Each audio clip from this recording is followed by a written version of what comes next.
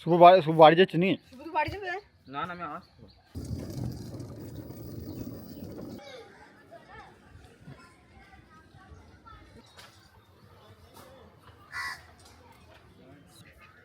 একদিন কেন 2 দিন আসবে। এই মাছটা মারতে চোখ তো বেশি বড় বড় মনে হচ্ছে। সত্যি না মিথ্যা?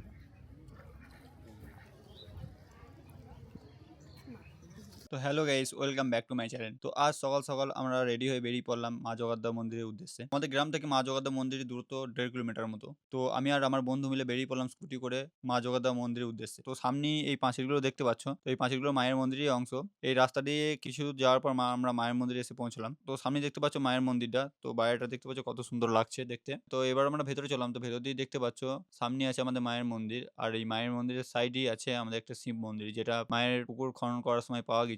তো মন্দিরটা দেখতে পাচ্ছ পুকুরের মাঝখানে আছে, পুরোটা মার্বেল পাথরে তৈরি। মা থাকে এই মন্দিরের মাঝখানে, একটা সুড়ঙ্গ আছে। তো সারা বছর মা জলের নিচেই থাকে। বৈশাখ মাসে 31 তারিখে মায়ের পুজো হয়, তো ওই দিন মাকে তোলা হয়। তো এই পুজোটা 4 তারিখ পর্যন্ত চলে, আর মেলা থাকে অনেক দিন। বৈশাখ মাসে 31 তারিখে একবার মাকে ওঠানো হয়, জ্যৈষ্ঠ মাসে 4 তারিখে একবার ওঠানো হয়। আর এইদিকে দেখতে পাচ্ছ আর একটা মন্দির, এটা হলো মায়ের নতুন মন্দির। তো এই মন্দিরটা কিছু বছর আগে তৈরি হয়েছে। তো এই মন্দিরটা তৈরি করার কারণ হলো মায়ের যখন পুকুর খনন করা হচ্ছিল, তো পুকুর খনন করার সময় মায়ের আর একটা মূর্তি পাওয়া গেছিল। তো এই মূর্তিটা এখানে স্থাপন করা আছে। তো এই মূর্তিটা সারা বছর ওপরেই থাকে। তো তোমরা যখনই আসো তোমরা দেখতে পাবে এই মূর্তিটাকে। এখন তো মন্দিরটা বন্ধ, নইলে দেখাতাম মূর্তিটাকে। তো এই মন্দিরের পাশ দিয়ে গেলে তোমরা দেখতে পাবে পুকুরের মাছগুলো কেমন ভেসে খেলা করছে। তো এই মাছগুলোকে যারা মায়ের দর্শন করতে আসে তারা এখানে বিস্কুট দেয়, আর মাছগুলো বিস্কুট খেয়ে খুব আনন্দ পায়। সবসময় মানুষের হাত থেকে মাছগুলো বিস্কুট খেতে যায়। এই পুকুরে কখনো জাল ফেলা হয় না, কারণ মায়ের বারণ আছে। এখানে একমাত্র ছিপে করে মাছ ধরা হয়। তো এখান থেকে সামনের দৃশ্যটা খুবই ভালো লাগে দেখতে। এই যে সামনে আটচালাটা আছে, এরা এখানে মায়ের ভক্তরা এসে বিশ্রাম করে পুজোর সময়। তো তোমরা যদি কখনো আসতে চাও তাহলে তোমরা বর্ধমান থেকে কাটোয়া লোকাল ধরে তোমরা কৈচো স্টেশনে নেমে টোটো ধরে আসতে পারো। ভাড়া মাত্র 20 টাকা।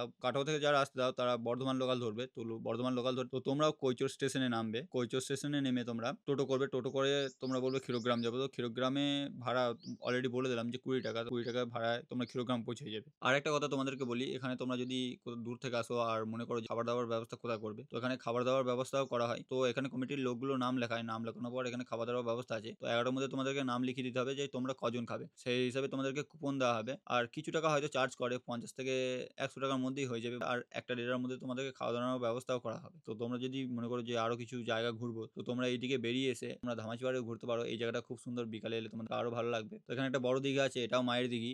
এখানে মা শাখা পড়েছিল। তো মায়ের কাহানি যদি আরো ডিটেলসে জানতে চাও, এখানে বই পাওয়া যায় অলরেডি, তোমরা বইটা নিয়ে নেবে। তোমরা পুরো ডিটেলস পেয়ে যাবে মায়ের, যে মা কি করে এখানে এসেছিল আর কি হয়েছিল। কমিটির লোকের কাছে এই বইটা পাওয়া যাবে। তো তোমরা অবশ্যই কালেক্ট করো কমিটির লোকের কাছে। তো মন্দির দেখা শেষ অলরেডি, তো আমরা বাড়ি চললাম। তোমাদের যদি এই ভিডিওটা ভালো লেগে থাকে অবশ্যই একটা লাইক দিয়ে যাবে, আর দেখা হচ্ছে পরের ভিডিওতে। Bye bye.